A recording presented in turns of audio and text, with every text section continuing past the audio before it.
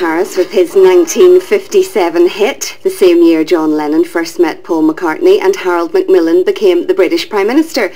Closer to home, Price McConaghy became a councillor on what we now know as Moyle District Council, and today the 82-year-old will perform his last official council duty after a staggering 54 years as an elected representative. I'm pleased to say he's on the line. Good morning. Good morning.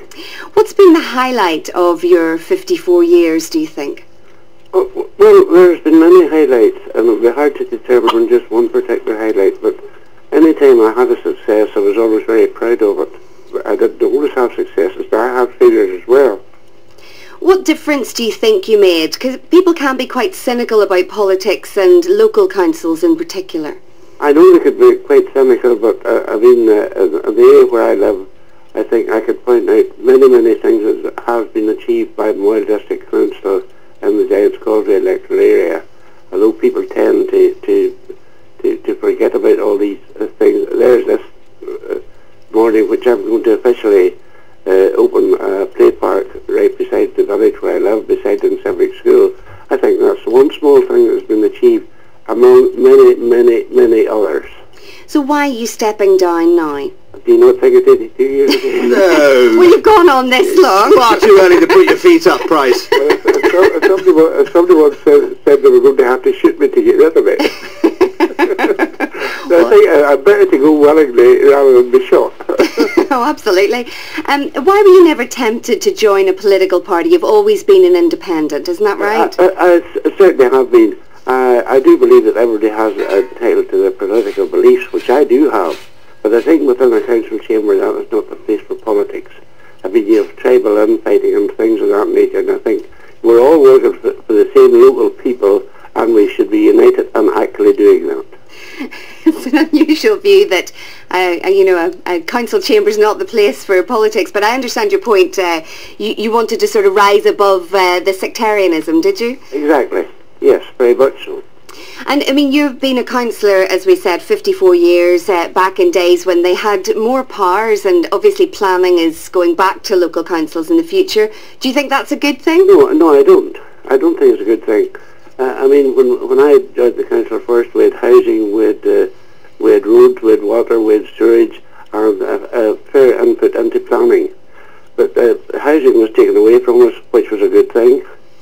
And to return the like of that, or planning, to a local council, I would be totally opposed to it, because, I mean, local councils, if you're a friend of so-and-so or you're an enemy of so-and-so, these things can prevail, and I think it's totally wrong, although I don't agree with the planning system that we've got at the present time, because I always have felt there's a certain degree of inconsistency, and especially in the Northampton coast, where the powers that be are encouraging people to use renewable energy, and you can nowhere more appropriate for that than the Northampton coast. Yet every time over the last several months we have had 8 or 10 applications for wind turbines, and they've all been turned down because of the proximity to the World Heritage Site.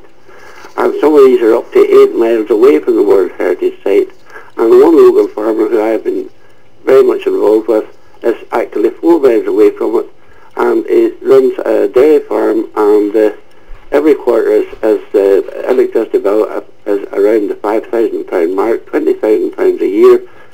Yet he has been turned down because it could be visible from a certain distance away. But a wind turbine, unless you put it on a height, it cannot operate properly. You can't put it in a hole. I mean, you've clearly still got a great interest in all the things happening around you, but will you find it difficult this Thursday? I take it you'll go and vote, but you'll not be being elected this time. I'll not be elected, but it's good to be going if you won't feel well and not being pushed out. Yeah, somebody said all politicians' lives end in failure, but yours not, Price, it seems. No, I don't think so. As a matter of fact, if things hadn't been the way they were, I would have been gone some time ago.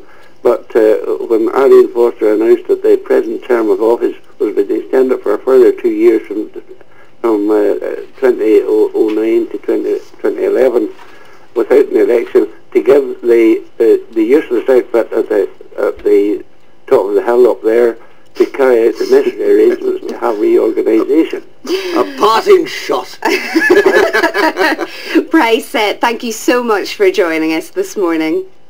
There you are, quite a man. He came to power, well, came to power is putting it a bit strongly, but Eisenhower was president, Macmillan was prime minister. What a different world he must see now. Absolutely, sitting through all those meetings, I don't envy him.